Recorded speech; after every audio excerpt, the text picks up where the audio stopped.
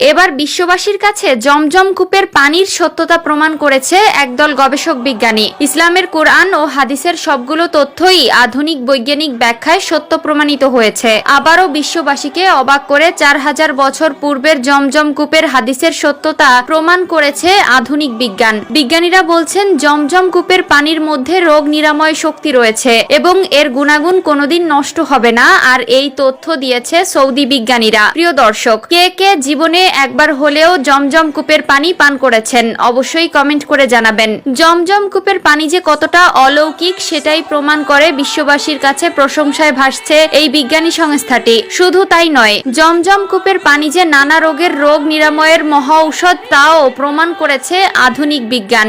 এক বিজ্ঞানী সংস্থা বলেছে, আমরা সত্যি বৈজ্ঞানিক সাফল্য অর্জন করেছি। পবিত্র কোরআনের ও হাদিসের বলা জমজম কূপের রহস্য ও সত্যতা সত্য প্রমাণিত করতে পেরেছি। বিজ্ঞানীরা বলছেন জমজম কূপের পানি হলো পৃথিবীর মধ্যে সবথেকে উত্তম এবং সম্পূর্ণ জীবাণুমুক্ত পানি। এই পানি যারা পান করবে তাদের শরীরে অলৌকিকভাবে সকল রোগ ব্যাধি নিরাময় হবে। আমরা শত চেষ্টা করেও এই পানির ভেতরে একটি ক্ষতিকারক জীবাণু খুঁজে পাইনি। দুনিয়ার বুকে আল্লাহ তাআলার অনন্য কুদরত জমজম কূপ। মসজিদুল হারামের ভেতরে পবিত্র কাবা ঘরের 20 মিটার পূর্বে এই কূপের অবস্থান। ধারণা করা হয় প্রায় 4000 বছর আগে এই কূপের উৎপত্তি। জমজম কূপের পানির রহস্য প্রমাণিত করেছে জার্মান বিজ্ঞানী কানুট ফাইবার সংস্থা। জমজম কূপের পানির উৎস এত বিশাল যে সমগ্র বিশ্বের 800 কোটি মানুষ একসাথে পান করলেও সেই পানি শেষ হবে না, এমন বিস্ময়কর তথ্য সকলের সামনে তুলে ধরেছেন জাপানের বিখ্যাত বিজ্ঞানী মাসরো এমোতো।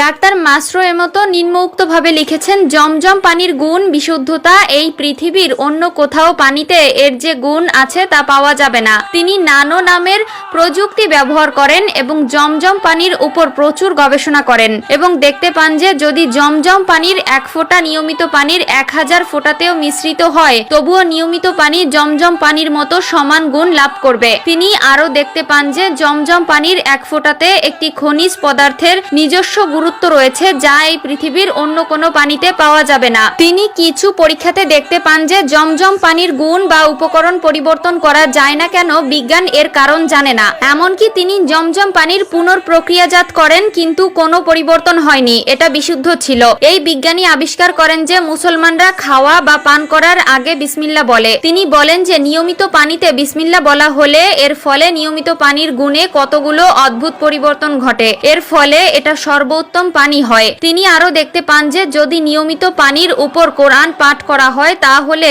এটা বিভিন্ন ব্যাধি চিকিৎসার জন্য ক্ষমতা লাভ করে। সুবহানাল্লাহ, নিশ্চয়ই আল্লাহর এটা একটি কুদরত। জমজম পানির পর্যায় ভূপৃষ্ঠের প্রায় 10.6 ফুট নিচে। এটা আল্লাহর কুদরত যে জমজম ক্রমাগত প্রতি সেকেন্ডে 8000 লিটার হারে 24 ঘন্টায় বেশি সময় ধরে পাম্প করা হয়।